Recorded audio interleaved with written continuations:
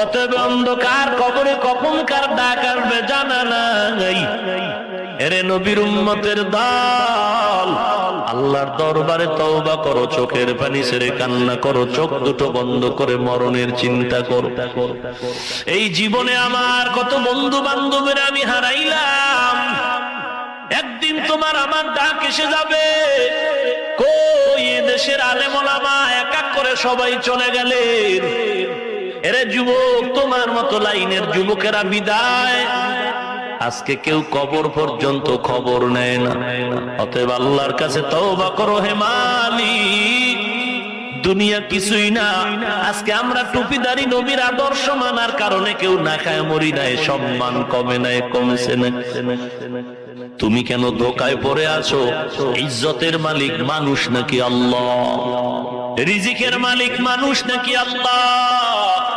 এরে নবীর উম্মত, হায়াত মৌতের মালিক মানুষ নাকি আল্লাহ? ও অতএব ধনী বানানের মালিক মানুষ না আল্লাহ?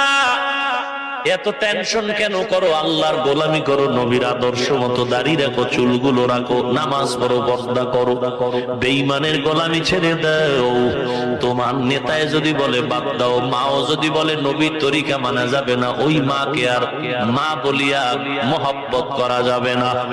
এরে নবীর উম্মত, আমার ভাই যদি বলে নবীর আদর্শ মানা যাবে না, ওই ভাই আমার প্রয়োজন নাই। কারণ আমার আল্লাহ আপন, আর কেউ আপন না। দুনিয়ার যারা আপন আপন বলে সব হলো স্বার্থপর, দুনিয়াদার।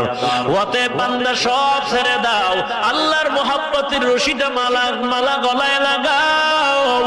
তোমার মতো কত যুবক এসে বারবার চোখের পানি ছেড়ে কান্না করে, দোয়া চাই, হুজুর দোয়া করেন। দাড়িটা লম্বা করেছি, নামাজ পড়া শুরু করেছি।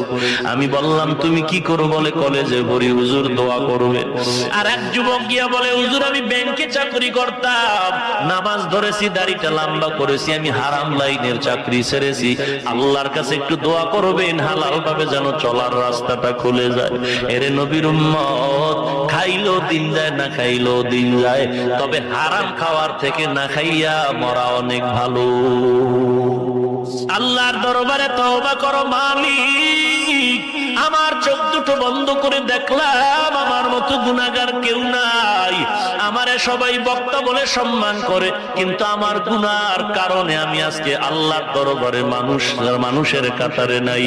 ও যুবক বৃদ্ধ, কত গুনাহ করছো, তোমার মা জানে না, ভাই জানে না, আল্লাহ জানেননি। জোরে বলো। তোমার আমার গুনার খবর আল্লাহ জানেন, আর কেউ জানেন না। যদি আমার